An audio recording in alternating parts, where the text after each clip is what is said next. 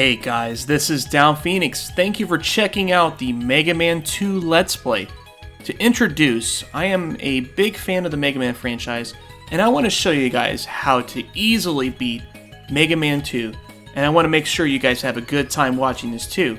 So don't forget to like, comment, and subscribe if you enjoyed this video. So here we are. Let's start off the Mega Man 2 Let's Play with the Airman stage.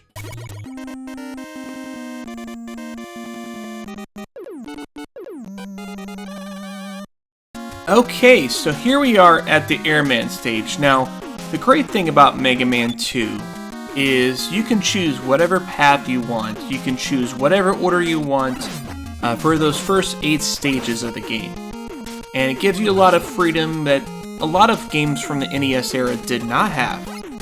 However, there is a certain way in order to ensure the most enjoyable and easy time playing this game. And Airman stage is integral to being the very first stage, in my opinion.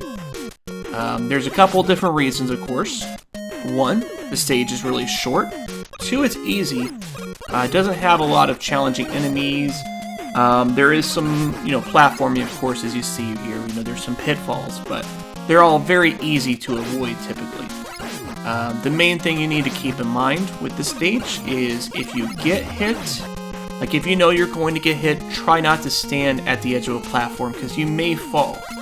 That's going to tend to be probably about where 90% of players are going to die in the stage because there's just not enough tough enemies to really deal enough damage. Maybe if you're an inexperienced player, you might have to keep in mind some of the enemies like the guys here that shoot the lightning bolts. But for the most part, it's generally very easy. It's a very chillax stage compared to most of the stages that we're going to encounter. So, one thing you do want to keep in mind is these little birds. They drop these eggs that hatch a bunch of little hatchling birds.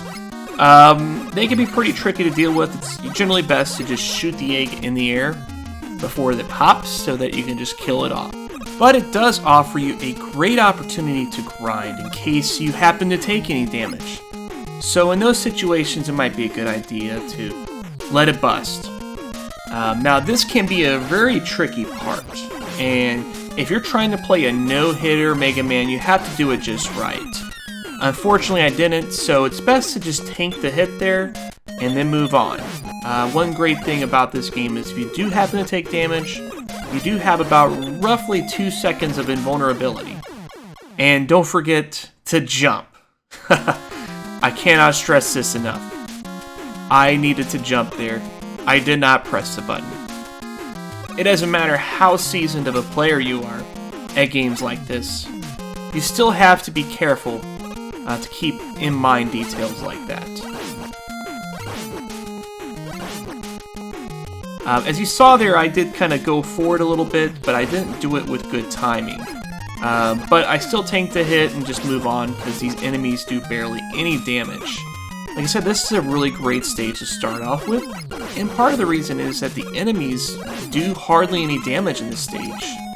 So it's very easy to replenish your health if you happen to get damaged, and really the only way you're going to die in most cases is by falling.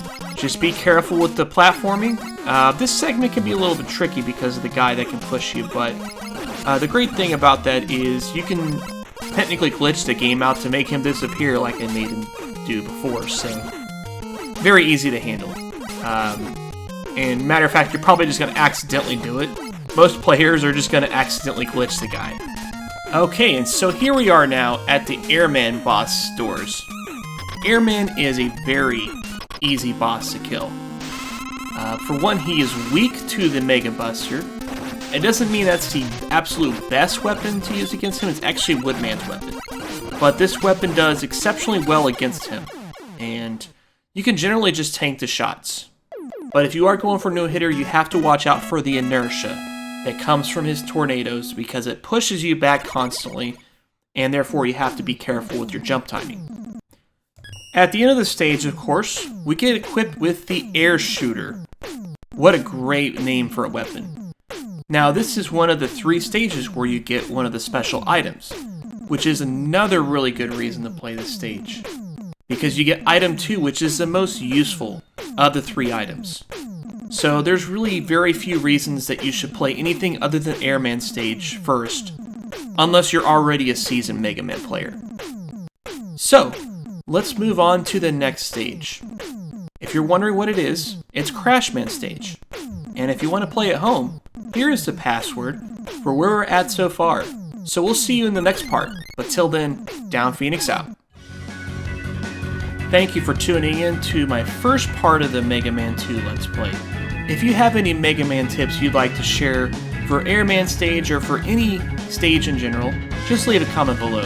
And thank you for watching. But till then, Down Phoenix out.